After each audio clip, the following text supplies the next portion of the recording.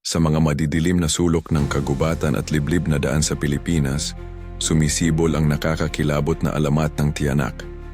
Ayon sa kwento, ang tiyanak ay anyong sanggol, umiiyak, tila nangangailangan ng tulong. Ngunit kapag nilapitan ng mga naglalakad o naglalakbay, bigla itong magbabago. Nagiging maliit na halimaw na may matutulis ng ngipin at kuko, handang umatake sa sino mang lumapit.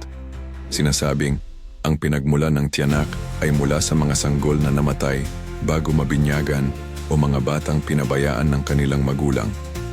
Dahil dito, hindi raw matahimik ang kanilang kaluluwa at nagbabalik bilang nilalang na mapanlinlang at mapanakit.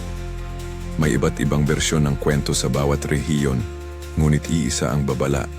Huwag basta-basta magpapadala sa iyak ng sanggol sa gitna ng gabi.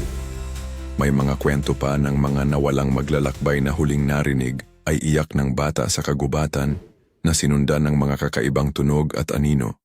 Hanggang ngayon, may mga nagsasabing nakatagpo sila ng tiyanak at bawat kwento ay dagdag sa lagim ng alamat na patuloy na bumabalot sa mga madidilim na lugar ng bansa.